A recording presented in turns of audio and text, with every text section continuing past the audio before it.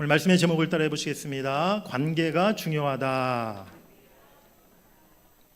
우리가 앞에서 살펴본 대로 데살로니가 교회는 각처에 믿음의 좋은 소문을 내는 아주 건강하고 모범적인 교회였습니다.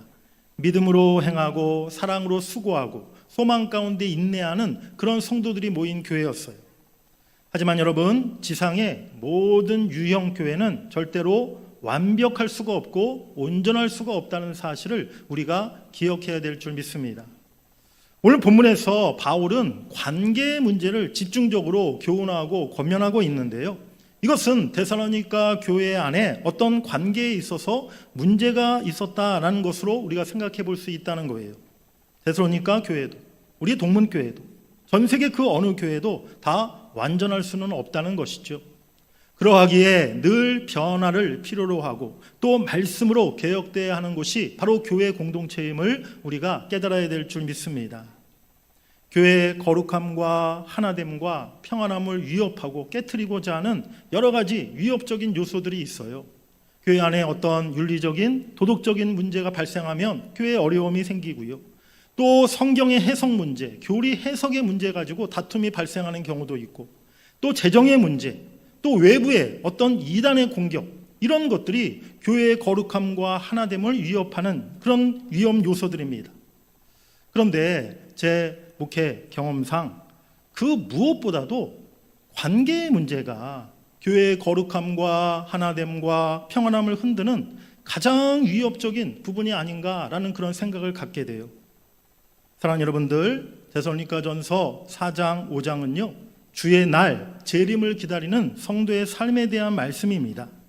주의 날을 기다리는 우리들에게 주님이 또 하나 기대하고 바라시는 것은 공동체 안에서 주어진 관계에 충실하고 신실한 삶을 살라라는 그 말씀임을 우리가 오늘 이 시간 깨달아야 될 줄 믿습니다. 말씀을 자세히 살펴보기 전에 오늘 본문 12절이 어떻게 시작하고 있나요? 네, 형제들아 라고 이렇게 부르면서 오늘 권면의 말씀이 시작되고 있어요. 14절에도 또 형제들아 라고 이렇게 되어 있고요. 그리고 뒤에 25절, 26절, 27절에 계속 형제라는 말을 반복해서 사용하고 있습니다. 형제라 라고 부를 때 이 말에 어떤 의미가 담겨 있는 것입니까? 바로 교회는 가족 공동체라는 것이죠. 공동체 안에서 우리의 관계는 남남이 아니라 형제 자매라는 사실입니다. 교회는 어떤 이익을 목적으로 모인 그런 단체가 아니에요. 교회는 계급으로 나눠져 있는 곳이 아닙니다. 누가 더 높고 더 낮은 이가 있는 곳이 아니라는 거예요. 우리가 모두 주 안에서 동등한 형제 자매라는 사실을 우리가 잊지 말아야 될 줄 믿습니다. 이 시대를 나타내는 특징 중에 하나가 개인주의 아니겠습니까? 자기를 쉽게 내어놓질 않아요. 자기 마음을 열어주질 않아요. 또 단체 생활이나 공동체 생활 별로 좋아하지 않습니다. 누가 자기 삶의 영역 안으로 들어오는 것을 굉장히 꺼려하고 경계하는 사람들이 많아요. 요즘 직장인들 회식을 굉장히 싫어한다고 합니다. 예전에는 사장님이 왜 이렇게 회식을 한 번도 안 시켜주나. 네, 회식하면 너무너무 다들 직장인들이 좋아했는, 회사원들이 좋아했는데 요즘에는요, 회식, 저녁에 회식한다 그러면 다 도망가고 싫어하고, 그냥 그 돈으로 주세요. 네, 우린 집에 가고 싶어요. 다 그런다는 거예요. 아파트 안에서 이웃 간에 인사도 잘 안 하지 않습니까? 엘리베이터 안에서 다른 주민을 마주치면 굉장히 어색하고 인사를 해야 되나 말아야 되나. 저희 아이가 지금 대학 올해 1학년을 지금 생활을 하고 있는데 제가 얼마 전에 한번 물어봤어요. 제인아, 너 올해 1년 동안 혹시 학교에서 선배들한테 한번 밥 한번 얻어 먹어본 적 있니? 하고 제가 물어봤거든요. 혹시나 하고 아니나 다를까. 지금 1년이 다 지났잖아요. 네, 올해 1학년 신입생이었는데 선배들한테 점심 한번 얻어 먹어본 적이 한 번도 없었다는 거예요. 저 세월이 이렇게 달라졌나. 저 대학 다닐 때만 해도 신입생 때는요, 그게 특혜였어요. 그냥 1학년 때는, 신입생 때는 내 돈으로 밥 안 사 먹고 선배들이 늘 사주는 거, 얻어먹는 게 신입생들의 어떻게 보면 특권 같은 거였어요. 그런데 요즘은 그런 문화가 완전히 대학에서도 다 없어져 버렸다는 거죠. 그렇습니다. 요즘 사람들 꼭 필요한 일 아니면 적당한 거리를 두고 그렇게 사람들과 관계를 유지하려고 합니다. 여러분, 하지만 교회는요, 그러한 모임이 아니에요. 우리가 적당히 성도들과 거리를 유지하면서 형식적인 관계로 그렇게 사람을 대하는 공동체가 되어서는 안 된다는 것입니다. 교회 안에서 우리는 한 몸을 이루고 있는 같은 지체들이고 또 믿음 안에 한 형제 자매라는 사실을 우리가 잊지 말아야 될 줄 믿습니다. 가족이기 때문에 교회 안에서는 혈육과 같은 그러한 만남과 사귐이 있어야 하는 것이죠. 이것이 정상적인 교회의 모습이고 정상적인 교회 안에서의 관계라는 사실입니다. 우리 한번 따라해 보시기 바랍니다. 우리는 가족입니다. 네, 이왕이면 옆에 분들 보시면서 우리는 형제 자매입니다. 네, 형제 자매가 이렇게 많아요.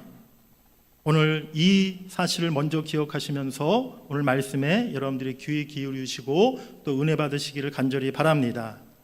우리 첫 번째로 따라해 보시겠습니다. 지도자들과 성도들의 관계.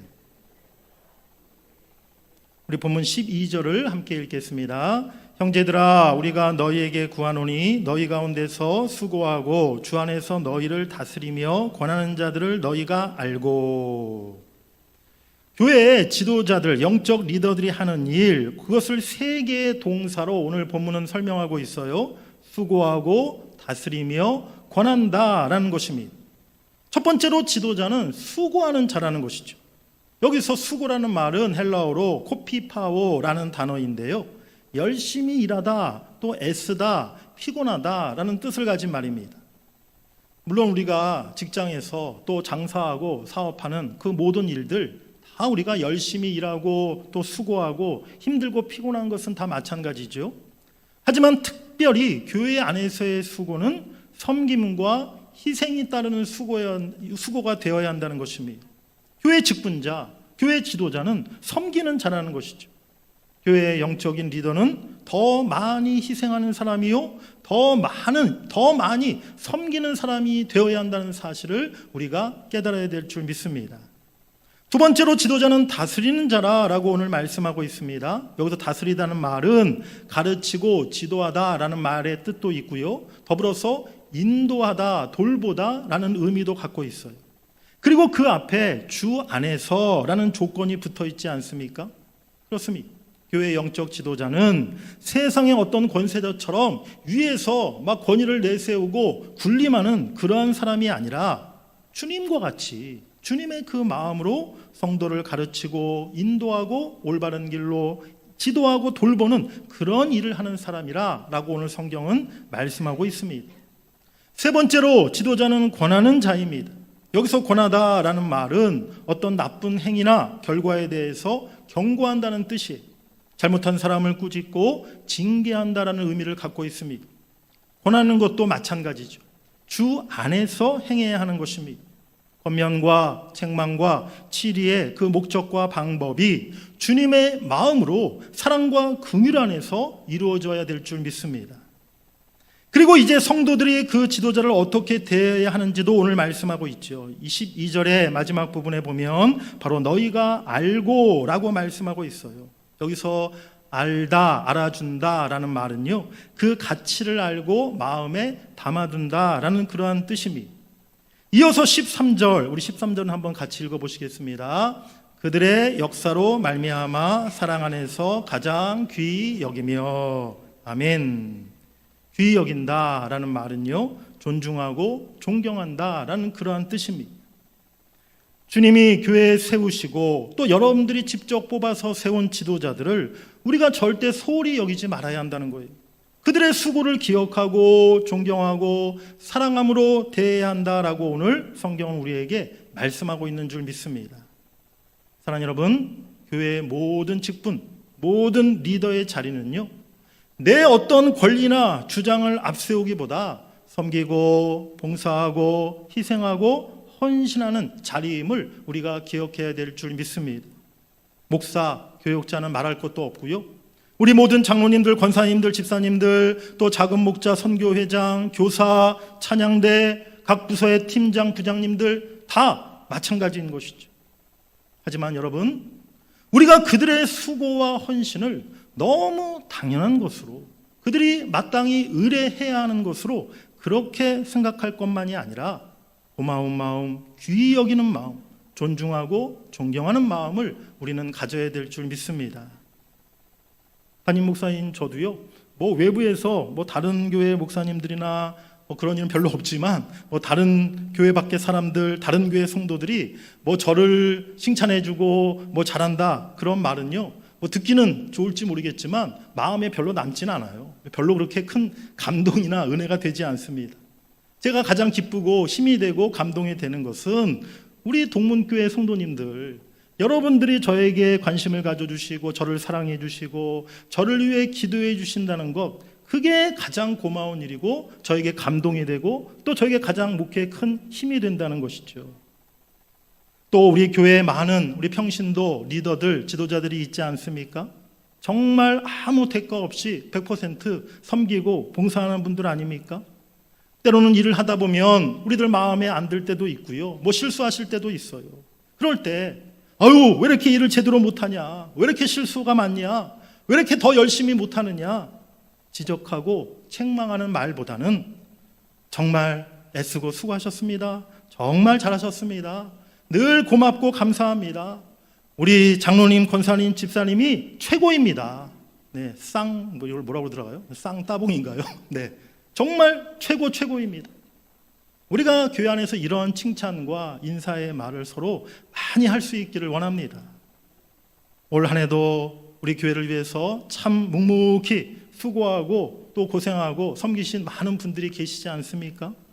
우리 교육부서에서 교사 선생님들, 우리 아이들 가르치기 위해서 얼마나 늘 애쓰십니까?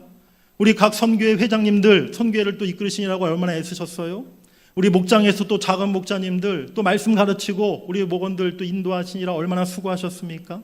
또 찬양대, 우리 재정부, 선교팀, 구제팀, 주방봉사팀, 중보기도팀, 새가족팀, 방송부, 차량부, 또 빠진 거 있나요? 네. 우리 모두가 참 많은 부분에서 우리 모든 직분자들이 또 봉사자들의 수고와 섬김을 통해서 올 한 해 우리 교회가 여기까지 이렇게 이어져 왔음을 우리가 기억해야 한다는 것이죠. 그저 당연히 할 일을 했을 뿐이다, 그런 마음이 아니라 정말 고맙고 귀하다, 그런 마음을 우리가 가져야 될 줄 믿습니다. 제가 제안을 하나 드립니다. 이번 우리 성탄절날 또 연말 연시를 맞이해서 우리 한 해 동안 수고한 분들 감사하는 마음으로 우리 작은 성탄 카드라도 또 작은 선물이라도 여러분들이 좀 준비해서 전해드렸으면 좋겠어요. 우리 학부모님들은 우리 교사 선생님들에게, 또 우리 각 선교회에서는 우리 선교회장님, 우리 목장에서는 작은 목자에게 이렇게 우리가 좀 작은 선물이라도 준비해서 드리면 얼마나 좋겠습니까? 교회는 김영란법 적용 안 되니까요, 걱정하지 마시고 제가 책임질 테니까 여러분들 좀 그런 감사의 마음을 우리가 서로 표현하고 그런 귀하게 여기는 마음을 서로 간직할 수 있기를 원합니다. 여러분, 교회는요, 세상이 가지고 있는 질서와 구조처럼 세워져 가는 곳이 아니에요. 교회의 지도자들은 권리를 내려놓고 권리를 깨트리고 힘을 다해 섬기는 자가 되어야 할 것이고, 또한 성도들은 마음을 다해서 지도자들을 존경하고 귀하게 여기는 마음을 가져야 될 줄 믿습니다.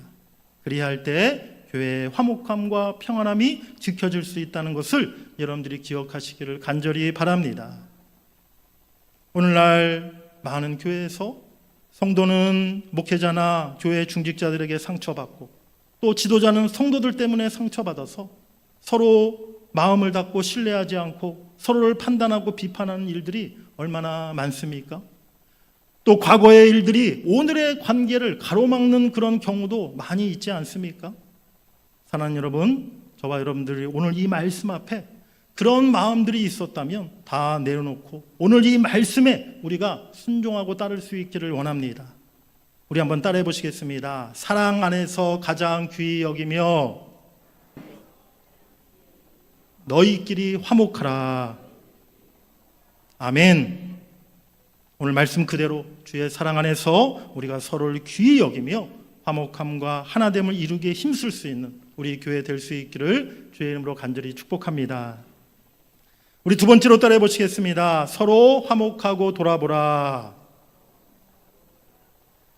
오늘 13절 마지막에 너희끼리 화목하라 라고 이렇게 말씀하고요, 또 이어지는 14절, 우리 14절은 같이 한번 읽겠습니다.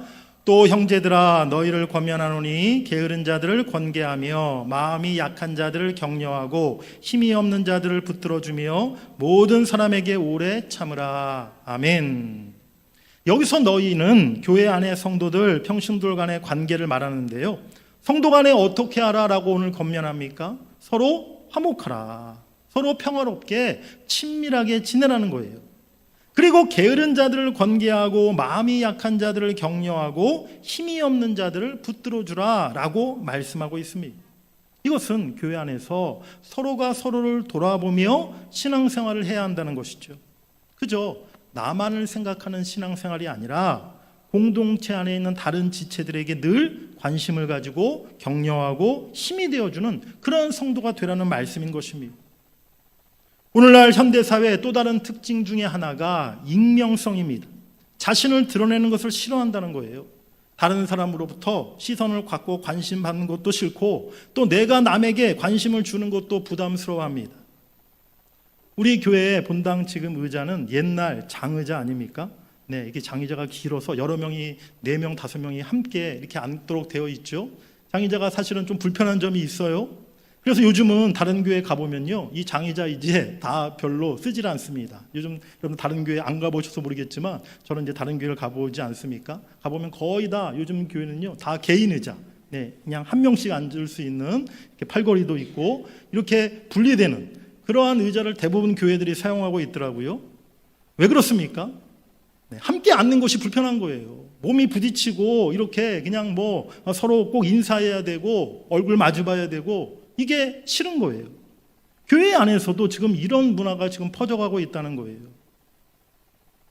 제가 주일 예배 때 가끔 그런 분들 보면 조금 제가 서운한 마음이 들 때가 있는데, 예배 마지막에 제가 이제 축도를 하고 예배가 끝나지 않습니까?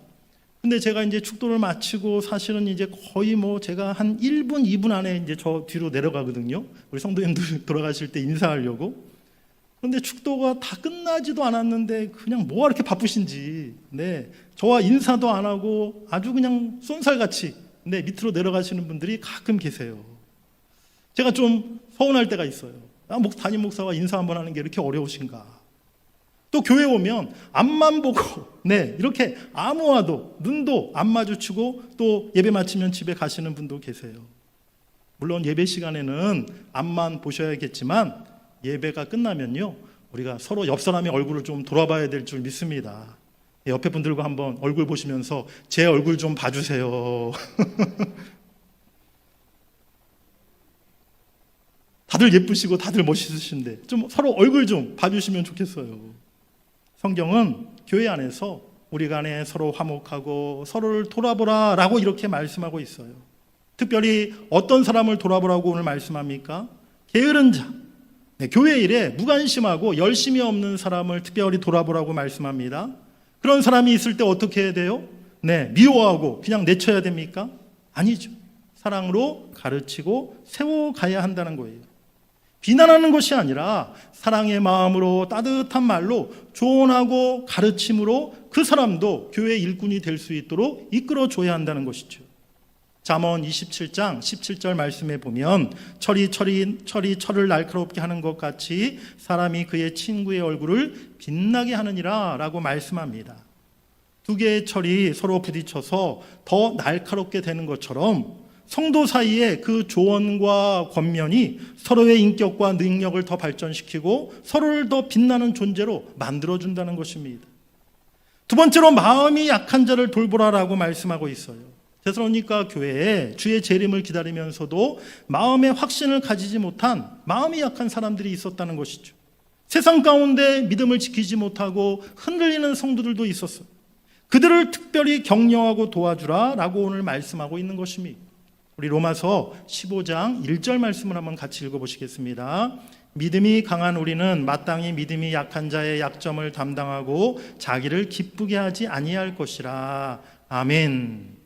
믿음이 강한 성도가 바로 믿음이 연약한 자의 그 약점을 담당하라라고 말씀하고 있어요. 이 똑같은 구절을 새 번역 성경에서 제가 찾아보았는데요. 한번 그 부분도 같이 읽어보시겠습니다. 믿음이 강한 우리는 믿음이 약한 사람들의 약점을 돌보아 주어야 합니다. 우리는 자기에게 좋을 대로만 해서는 안 됩니다. 아멘. 믿음이 강한 자들이 교회 안에서 연약한 자들을 대할 때 내 어떤 신앙의 수준, 내 주장만을 내세우면요, 연약한 자는 시험에 빠지게 되고 낙심에 빠지게 된다는 거예요. 그래서 믿음이 오히려 성숙하고 더 믿음이 굳센 사람들이 연약한 자들의 그 마음을 이해해주고 그들의 신앙의 부족함을 채워주고 그들의 믿음이 더 자라도록 붙들고 도와주는 일을 해야 한다는 것이죠. 바로 우리 교회가 이와 같이 서로가 서로를 도와주고 약한 점을 담당해 줄 수 있는 그러한 관계가 될 수 있기를 원합니다. 세 번째로 힘이 없는 자를 돌보라라고 말씀합니다. 영적으로 힘이 없는 사람, 경제적으로 능력이 없어 궁핍한 사람, 또 신체적으로 장애가 있거나 병들어 연약한 사람, 그들을 붙들어 주라라고 오늘 말씀하고 있는 것이죠. 교회는 강한 자가 자신의 강함을 나타내기보다는 그 강함으로 약한 자를 섬기고 돌보고 붙들어서 같이 가는 그런 공동체인 줄 믿습니다. 세상은요, 잘하고 능력 있는 사람이 기준이 될 때가 많아요. 그래서 그 사람을 쫓아가라 라고 뒤에서 막 다그치는 거죠. 저 제일 잘하는 사람, 제일 능력 있는 사람, 저 사람을 쫓아가야 돼 라고 계속 우리를 보챕니다. 하지만 교회는요, 가장 약한 사람이 우리의 걸음의 기준이 되어야 된다는 거예요. 나만 앞서가는 것이 아니라 연약한 자들을 함께 붙들어주고 그들과 함께 조금 그 걸음이 느리더라도, 조금 우리가 천천히 가더라도 우리가 함께 그 길을 갈 수 있는 공동체가 되어야 한다는 사실입니다. 교회는요, 일을 얼마나 더 잘하고 얼마나 좋은 성과, 좋은 실적을 많이 내었느냐, 이게 중요한 것이 아니라 더불어 함께하는 것이 중요한 공동체임을 여러분들이 기억하시기를 바랍니다. 능력 있고 재능 있고 은사 있는 소수만 일하는 것이 아니라 약하고 힘없는 자들도, 때로는 재능이 없고 은사가 없는 사람도 그 역할을 감당할 수 있도록 서로 붙들어주고 지지하고 응원해서 함께 갈 수 있는 공동체가 되어야 한다는 것이죠. 사랑하는 여러분, 바로 우리 교회가 이처럼 서로를 돌아보며 권면과 격려와 응원을 아끼지 않는 그런 공동체가 될 수 있기를 원합니다. 그리하여 화목함과 하나됨을 이루는 공동체가 되고 더 교회다운 교회, 주님이 보실 때 아름다운 우리 동문교회 될 수 있기를 주의 이름으로 간절히 축복합니다. 우리 세 번째로 따라해 보시겠습니다. 오래 참으라. 마지막 교회 안의 관계에서 기억해야 할 교훈의 말씀은 오래 참는 것입니다. 지도자는 성도를 향하여, 또 성도는 지도자를 향하여, 또 성도 간에 기다려주고 참아줘야 한다는 거예요. 한번 크게 사람에게 실망하고 나면, 또 그 사람이 나에게 아픔과 상처를 입으면 그냥 그 사람을 멀리하고 싶죠. 더 이상 상대하고 싶지가 않습니다. 관계를 포기하고 싶은 마음이 생겨요. 그런데 오늘 성경은 우리에게 어떻게 하라고 말씀하고 있습니까? 14절 마지막 하반절에 모든 사람에게 오래 참으라 라고 이렇게 말씀하고 있어요. 오래 참음, 인내는요, 하나님의 대표적인 속성이고 성령의 열매이고 사랑의 중요한 특징임을 여러분들이 기억하시기를 바랍니다. 우리가 어떤 사람에게도 우리가 오래 참고 기다려주는 마음을 가져야 한다는 것이죠. 미국의 설교학자인 존 파이퍼 목사님이 쓴 탕자의 여동생이라는 그런 책이 있어요. 제목이 좀 특이하죠? 이 책은 누가복음 15장에 예수님의 탕자의 비유를 이렇게 바탕으로 소설 형식으로 쓴 책인데요. 이 책에는 아버지 집을 나간 탕자, 또 그 아들을 기다리는 아버지가 등장하고, 또 우리가 성경에는 큰아들이 나오지만 이 책에서는요, 특별히 탕자의 여동생이 나옵니다. 그러니까 성경에 없는 얘기죠. 그러니까 소설식으로 이 존 파이퍼 목사님이 이 책을 썼는데, 탕자의 여동생이 아버지 곁에서 그 아들을 기다리는 그 아버지를 지켜보고 있어요. 아버지를 바라보는 딸의 마음이 어떠했겠습니까? 우리 아버지 참 어리석고 바보 같다. 왜 오빠에게 재산을 미리 줘가지고 이런 사단이 발생했느냐? 우리 아빠 참 바보 같다. 네, 아빠를 원망하고 탓했겠습니까? 그게 아니라는 거죠. 탕자의 여동생은요, 집에서 집 나간 아들을 애타게 기다리는 아버지를 그렇게 안타깝게 바라보며 아버지의 마음을 충분히 헤아리고 이해했어요. 그러던 중에 집을 떠난 오빠가 허랑방탕해서 재산을 다 탕진하고 거지가 되었다는 소문을 듣게 되었어요. 동생은 당장 오빠를 찾아 나섭니다. 물어 힘들게 거지가 된 오빠를 만나게 되었어요. 오빠에게 지금 아버지의 마음이 어떠한지를 그대로 전했습니다. 그리고 함께 집으로 돌아가자 권면했어요. 그런데 오빠는 처음에 여동생에게 짜증을 내고 그 말을 거절합니다. 막 화를 내고 여동생을 내쫓았어요. 동생은 혼자 집으로 돌아야만 했습니다. 하지만 집의 아버니 여전히 오빠를 애타게 기다리는 아버지를 다시 그 여동생이 보게 되었다는 것이죠. 다시 오빠를 찾으러 집을 나섭니다. 먼 길을 가서 다시 오빠를 만나서 다시 간절히 눈물로 오빠가 집으로 돌아올 수 있도록 권면하고 격려하고 붙들어 주었다는 거예요. 결국 탕자가 여동생의 도움에 의해서 아버지 집으로 돌아오게 되었다라는 이야기가 이 책의 스토리입니다. 이 책에서 물론 성경에 있지 않지만 탕자가 아버지께로 돌아올 수 있었던 것은 탕자 혼자만의 결단이 아니라 누군가의 도움이 있었을 것이다 라는 이 작가의 상상력으로 탕자의 여동생이라는 역할을 만들어냈던 것이죠. 사랑하는 여러분, 오늘 교회 안에 이처럼 탕자의 여동생 같은 그러한 우리의 역할이 필요하지 않겠습니까? 누군가를 끊임없이 기다려주고 또 하나님 아버지의 마음을 우리가 이해하면서 그 마음 가지고 그 연약한 자를 붙들어주고 권면하고 바르게 가르치고 그들을 좋은 길로 다시 인도할 수 있는 그러한 사람이 필요하지 않겠습니까? 바로 우리 모두가 탕자의 여동생 같은 그러한 성도가 되기를 원합니다. 서로를 권면하고 서로를 격려하고 함께 주의 길을 갈 수 있도록 붙들어주는 우리 모두가 될 수 있기를 간절히 바랍니다. 한 사람의 믿음이 자라고 성숙하기까지 많은 이들의 도움이 필요해요. 참고 기다리며 그를 잘 붙들어 주어서 우리 모두가 주님의 참된 제자가 되고 우리가 함께 성숙하고 또 함께 건강한 믿음의 공동체를 이루어갈 수 있게 되기를 주의 이름으로 간절히 축복합니다. 우리의 만남, 우리의 관계가 그저 피상적이고 의례적인 모습이 되지 않기를 원합니다. 그냥 일주일에 주일 한번 같이 예배드리고 악수 한번 하고 헤어지는 그런 관계가 되지 않기를 원해요. 같이 울고 웃으면서 몸을 함께 구성하고 서로를 섬기면서 참된 사귐과 격려와 돕는 손길이 넘쳐날 때 교회가 더욱 교회다워질 것이고 거룩함과 하나됨을 이루는 아름다운 공동체가 될 줄 믿습니다. 우리 신앙의 선배들은요, 그야말로 가족 같은 교회, 형제자매 사랑에 넘치는 교회, 기쁨과 슬픔을 나누고 동고동락했던 교회 공동체를 우리에게 물려주셨어요. 그렇지 않습니까? 우리 앞선 세대의 교회 모습은 진짜 가족 같은 교회였잖아요. 여러분들 주일학교 때, 청소년 시절에, 또 청년 시절에, 또 우리가 젊었을 때 한번 생각해 보시기 바랍니다. 교회 모습이 어땠어요?